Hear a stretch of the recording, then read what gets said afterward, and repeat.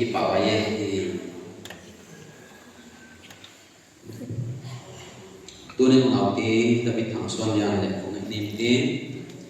bắt hiện lệ thì bị tu tê maya cái tiền là tu chăm chả đi ngã làm bay mano tôi qua đây sắp còn tê nó sẽ tạo được một cái sai tôi qua mình không làm bài thảo là hinวันนี้cái tiền nào để này cái bằng tôi qua bộ là ít mà nên mi hình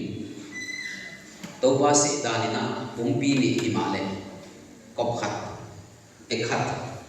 Hebrew lom khát chỉ na hiya wai bangan nụ bà đi nụ bà kí tu chiam na này cái ta nên manon đốt na kahon đốt mai ni na nụ bà cũng ta đi ngay nawa nụ bà sẽ banga nụ bà mi na nụ bà gomang đi lên khát sẽ cũng wai nụ bà hiện nay tan cầu wana ki pa na le luk nok na ahon kun ding ha wai to ki tuam ma ina mo puak na poi mo tak tak no an wan cha la chi na pok zel ka han sa kanin wana nu pa hin pa nok na le ki pa na tu bang chin na ki it wa bang chin na ki the siam wa cha hon ki alian ma ding ha ya adia ki na to pa ta ki ta lu to pa ni nawa amana ki piak so na hon ki ngalian ma ding ha ya wai za ki na ki ten na to pa bo le se hi chi bokin to pa ke ma pan tui na thum na ne ni nga pe zo cha ina tu ta pe ka ne ni nga hi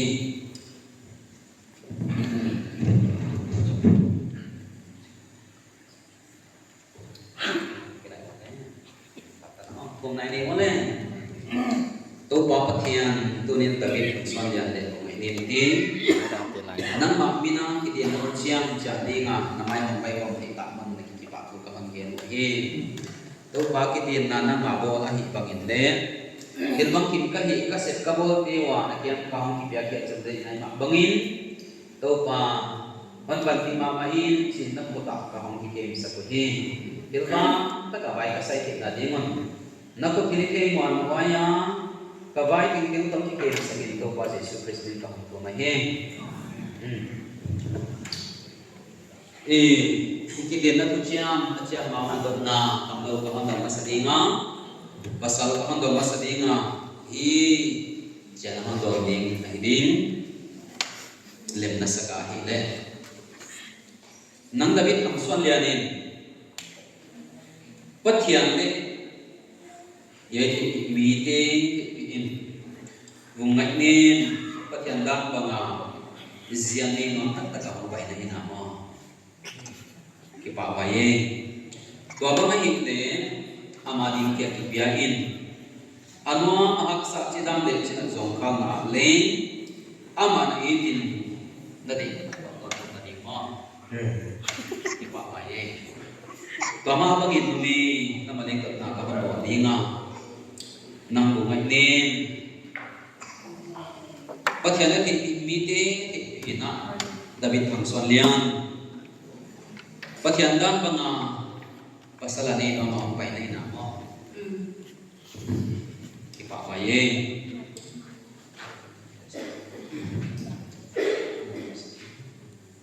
to banga hile naniwan ng takong sakit pero amading kiya kibiyahin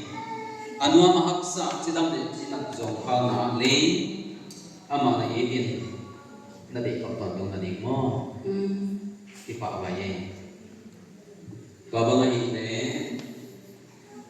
nakutapang mo kilen wale kilen lang kitin na tu siyang pasalin na siya masadinga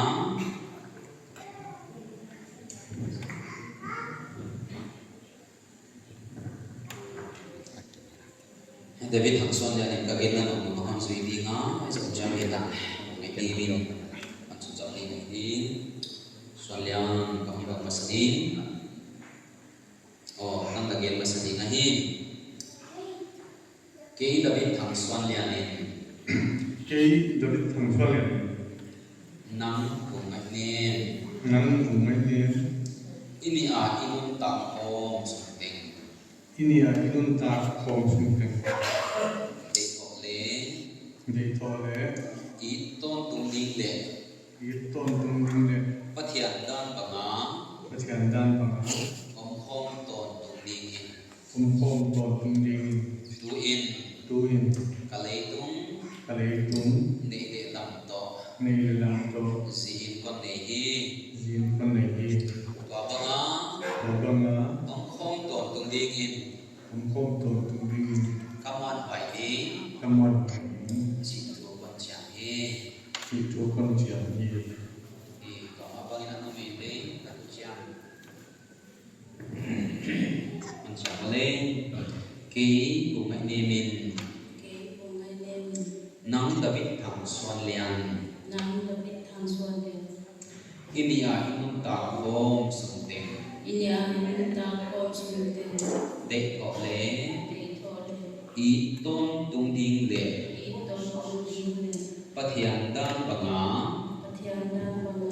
om khom ton tung ding in ông hôn đầu tu đi tu in tu hình kalei tung ne de lam to cái lấy tung này để làm tổ pasalin kaman ne ya masalin cái vấn đề tua banga tua bằng om khom ton tung ding in ông hôn tôn tung đi kamon pai ni công an ngoài đi chi tu kon chang hi chỉ thu con trời awale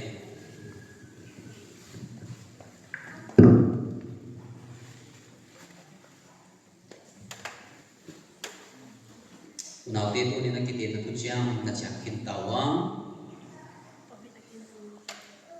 na cái tiền nào chak kin ta ding le na tu chang ma na mon pai na na chi tak na ho ban le tu ni lam do cái tiền nào chak kin ta di ko e zo ko ke nya ka ba nge ke ko ta ke wa le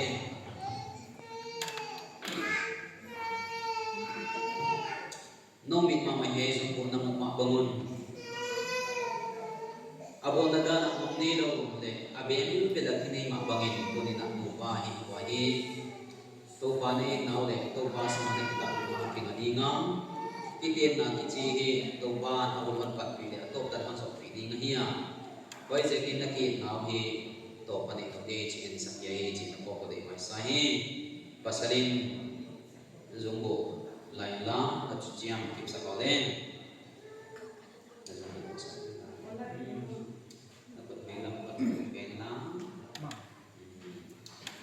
con buồn sạch đi chị cha mình nào buồn sạch sạch các cái là nồng nồng bằng tiền đến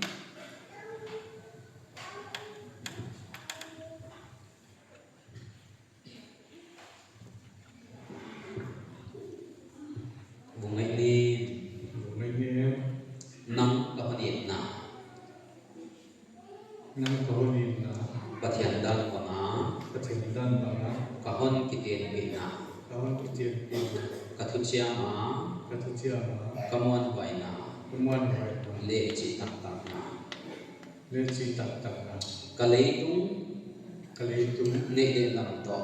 này làm tổ có hơn cái tiền bị có cái tiền đi chỉ chẳng tệ nào em chi chia tiền là tiền yai sang bộ hay dùng phụ có hơn buồn sạch đi có bằng sạch đi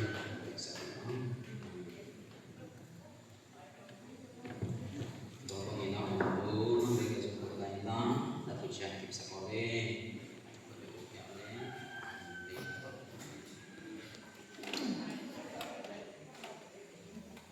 David thằng Xuân Yang David thang xuân đêm nắng có hơn ít nào nắng có nhìn mà bắt thiền đắc bằng hà và thiên đan bằng có hơn cái tiền nào con cái tên đi na có thu chia mà cái thứ cha mà có muốn hoài nào công an ngoài na lệ chỉ tặng tặng nào lệ chỉ tập tầm na có lấy đúng cái lấy tú nệ để làm to này lệ làm to có hơn cái tiền bị con cái tên bị chỉ chẳng để là in chị chẳng tệ na yai dùng bộ ghé xuống bộ có hơn buồn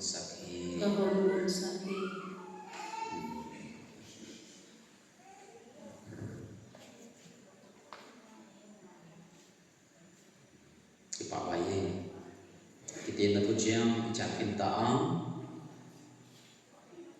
kitin na gen chet na le mi te maya cham te na ding ina so bu kim cham ma ding so ta tuina na ko tak na mo kilin wale kilai na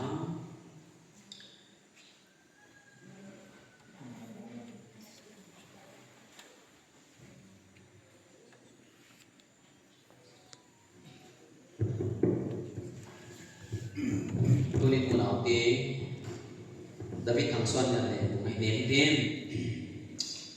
và thiền đan bằng cái tên là tự trang phòng tập mà non và thiền sẽ bằng lệ gặp sống đan bằng em xin anh khen mà tình nụ bài đạo chỉ tuyên ba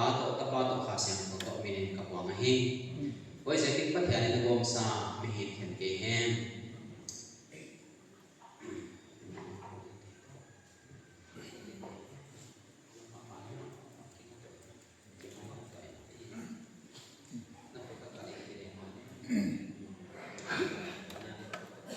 Amal ti tum sang ni dia wa so na ken sang ni dia su ko wan ni ko na ni dia ne tu ba pa thiang tu ni na da bin thang son ya le ko mai nem ten nang ma mina ki ten na tu chiang chang tin ta ina na mina atu chiang ke to ba bo hin ba na man pai thang sin ki ba ku ka man ke hi to ba no ba hin kwa khom sak sem semin la man tam sak sem semin la nang ma kita nang ma to kang khia tanu tapati som ke zel dingin na bo so malik ka man sa kahi ano mahaksa apag ni to ba sidam dam na ma te be serin la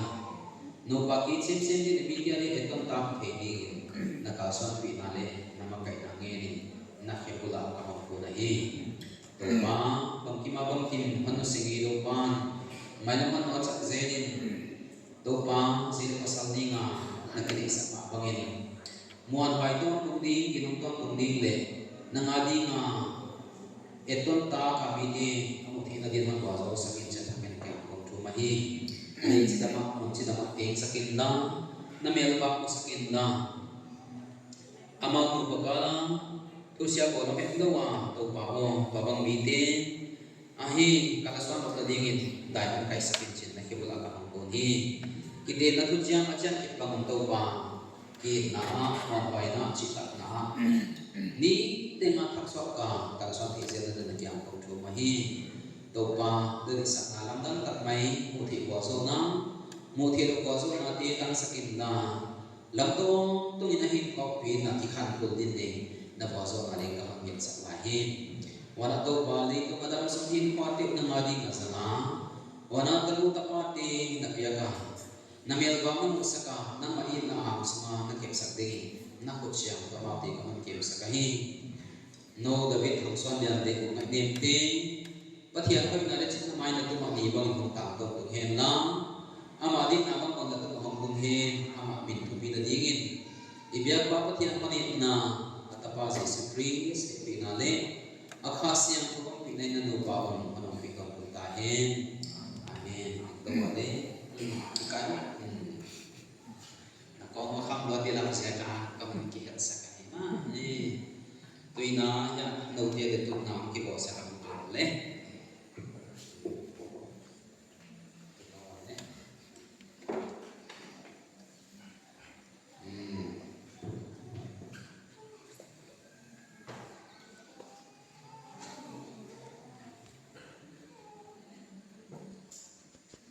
tụi nó David thằng Xuân nhận lên một ngày đêm tên cái tiền nó sẽ được xoay cây để làm hàng sáng nhỉ để mà lên cái gì vậy lên pasarnya kan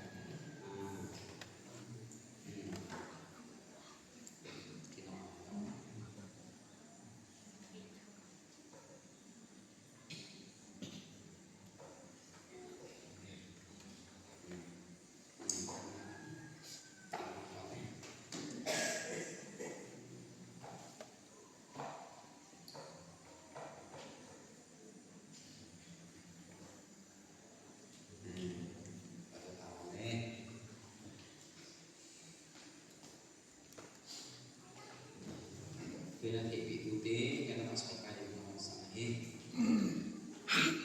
Pasal tipi-tuti na kaya niya, may tipi na kaya.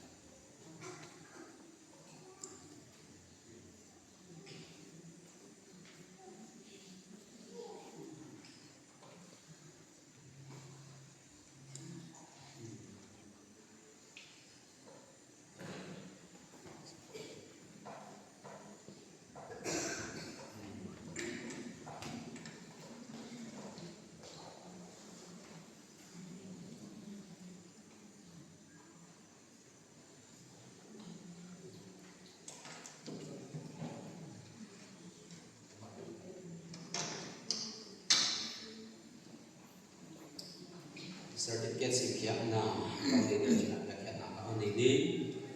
Evangelical Baptist Convention kitin na certificate. Iya la ano ya gitu pasal na may sakpamda na kitin na uli. No pani ki gomta uci tepi na biagahi. Pasal min David Hansonia. Pamin bidang Hanson ang nabi tapi walang numayin bungat ni pamin sanggo apati ubi online walang tipitutin so ikaywa kitin ni omadana kitin ni oma kitin namon IBCC tapi kitin satu pastor di Botulian yahi yahi kata nakaman ini di mana kapan pasal oh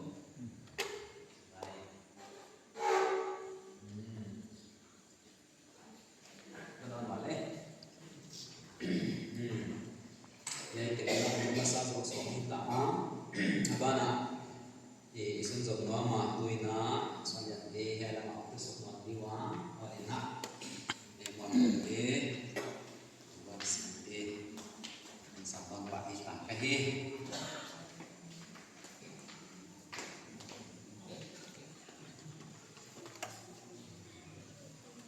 wi hindana sanahi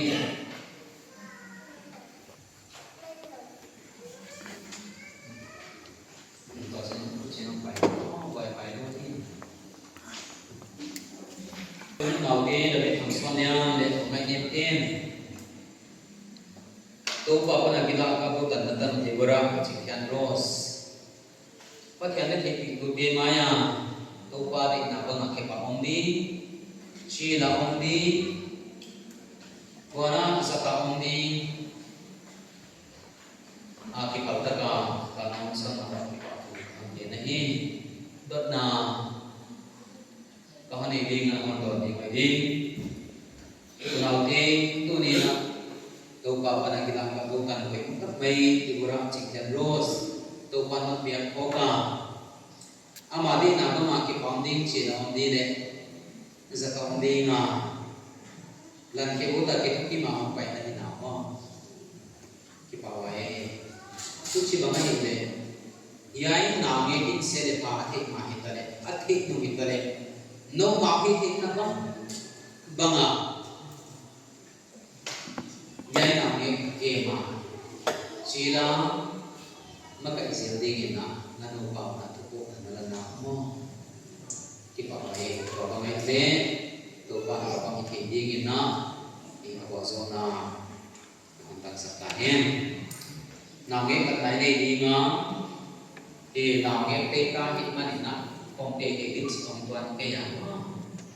lao ye kong te chiang na te takang kum so ba ng pangalat to ano le pang piang tak pa na siya ka kong bang le kong katawanya wai ti bang to ba na di le nga kong ta ne chiang na ko ti chiang na hi mai mak ai bang ina tu ni le ngao ti kong te kai ma ni pa da ni mai mo ti siang mo lang tin chiang ni kong na ni le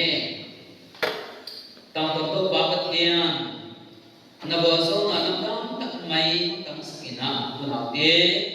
David Hangsman yan le kung may niyang kala pa dina kilaka ko kan pero tak may Dibora Cinggan Rose naman biag sa kinakikipa ko kapag yan na do ba nay nangi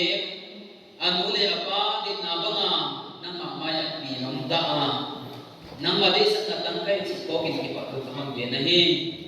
Tunin function ya le bumai ne te anu pau na kila ka kautan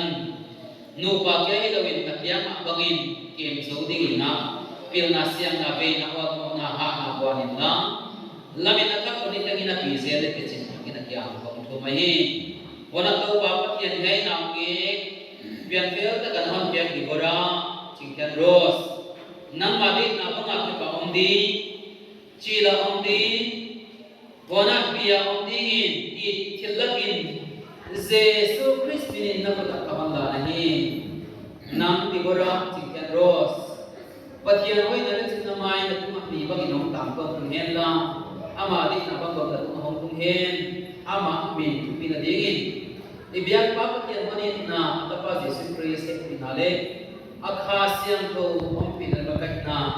nadang sumtingin na macho sahin amen.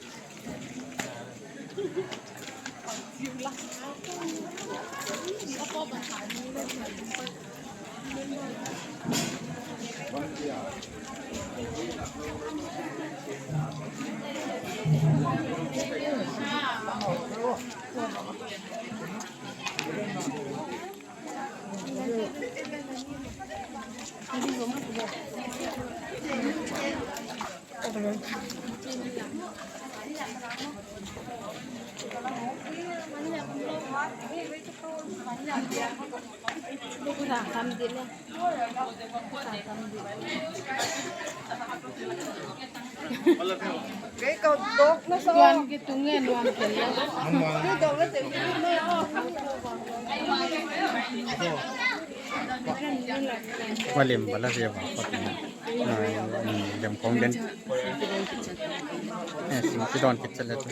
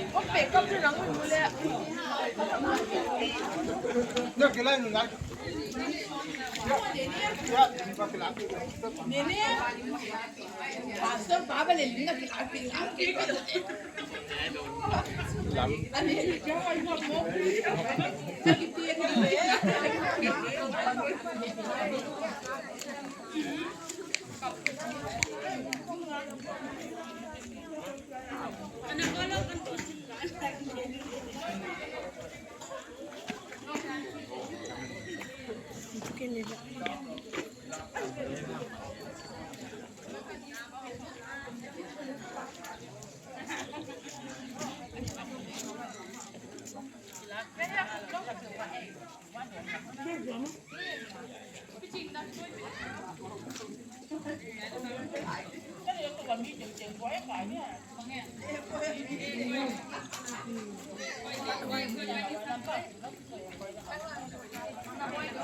bỏ lỡ